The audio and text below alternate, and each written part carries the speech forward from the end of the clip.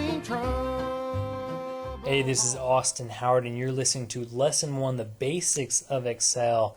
So if you have experience or use Excel on a daily basis, you can probably move on to the next lessons. This will give a general overview, but then again, you can listen and you might learn something new.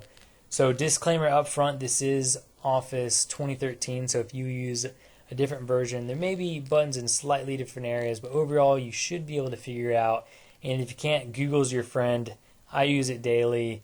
You can find out anything you want about Excel on Google, all the way from building your own video game using VBA programming and codes to just creating a simple chart. So thanks for taking the first step to discover Excel. Just want to go over some basic things. So first, entering data. So you can see, go to cell A1, I can enter a word, so hello, or A2, I can enter a number, 450. Also, I can use a fill feature. So if I want to have data repeat, I can type in 1, highlight it. I'm on the Home tab here, go up to fill, and I like series. You can click right, up, left to have the data filter a certain way automatically. Series will allow you to filter the data. So say I want it to go down a column and I want it to increase by 5. I can put a stop value of 45, hit OK, it'll automatically do that for me. I can also have Excel do this if I give it a formula, give it something to start with. If it can recognize the trend that you're using, you can just drag down. Just click in the right hand corner and drag down. If you just put one number, it's just going to repeat that number going down. Also useful button here is the auto sum. So up here in the right hand corner, hit auto sum, bam, right there, 189. You can do the same thing with averages. So you can click over here, use the auto average, and say I want to get the average of all the ones. All right, we know that's going to be 1, but I can drag this formula and it'll keep the same formula but change all the data to the ones that I want to use. So also for inserting rows and columns, if I want to insert a row, I'll just, before 4, I'll click on 4, right click, and hit insert. I can add another row, or if I want another column before C, I can easily insert one before C.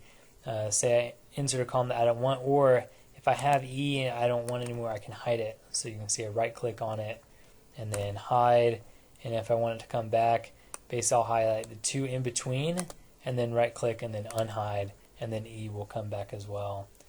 Another useful thing is the freeze pane. So I'm going to go over to sheet 2. I have this data populated earlier. So freeze pane, if I go over to the view tab, I can click freeze panes, and most common one here is freezing the top row, because when we have people scrolling through a worksheet, we want to keep the top row so it's easy to see it.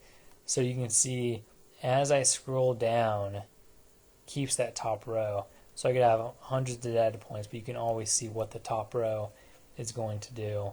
For adding and deleting sheets, pretty easy. All you do is just click the new sheet button. There's a new sheet. If you have a sheet you don't need anymore, so sheet 4 for instance, you just right click and you can delete it.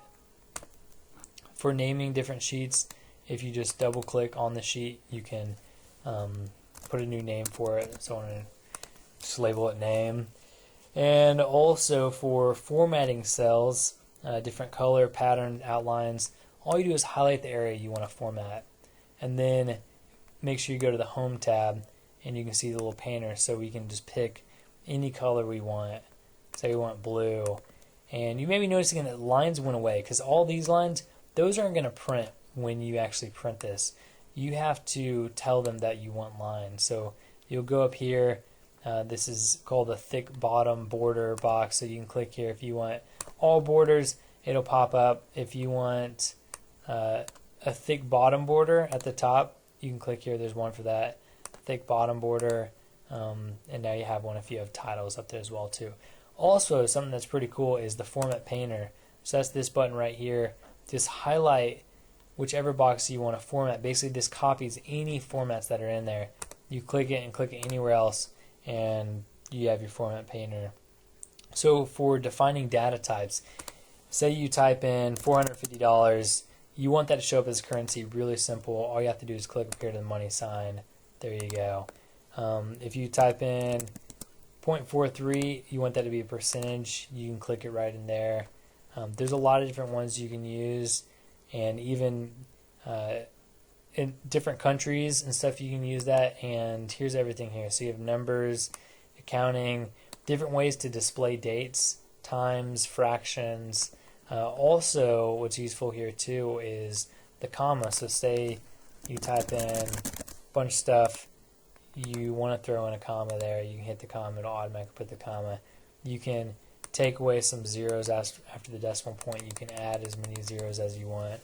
So a lot of useful things you can do here. So moving on to page margins now. So for this, you want to go to page layout.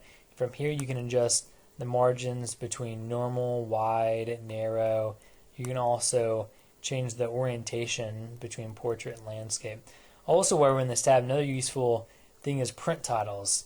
I didn't know what this was until several years of using Excel, but it is awesome. So this is if you're printing a bunch of documents and say you want the same header to show up on everything that you're printing. All you have to do is put the rows that you want to repeat on the top. So I would highlight these, and for this instance I want to highlight the top row. So hit enter, okay. So when I print, it's going to print that top row on every page. I can also add titles as well too. So that's pretty awesome. Sorting and filtering. So here's some data I entered earlier. You can see the unit, last name, first name, hometown, job.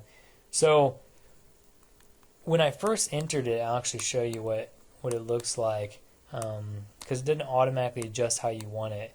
So you can see it just enters like that. But if you want it to adjust for everything, if you just double click, it'll do A, and you can adjust rather than having to drag, it'll automatically just put it where you want to. Perfect. If you want to automatically do it for the whole table, all you gotta do is highlight everything, double click, and there you go. Save you a little bit of time. So filtering, you can go in there, search a certain squadron. So say you want MDOS, click that, you can filter it, and so I want to undo that. If I didn't have the filters in here, so go back to the home page. If I filter, say FSS, but then I want to take off the FSS, just click on the sort and filter and go over to clear, and you can clear that out. Anytime you want filter in your table, all you have to do is highlight everything, go over to the sort and filter, and click on filter. So right now I just took it away. I can easily add it back by hitting filter. You can add in, as you can see, custom sorts. If you want to sort something A to Z, you can also do that from the filter button. So say I want to sort A to Z from last names, just hit A to Z, it'll do it. It'll keep all the data together. So you can see Brown, all right, he's still in MDOS. So it'll go ahead and move the other data as well and filter off that last name. So that's the basics of Excel for this first lesson. We'll go into future lessons. We'll go into more formulas, pivot tables, and manipulating data and how we can use that to help us in our daily job and everything we do. So thanks so much for listening, and be sure to check out future videos.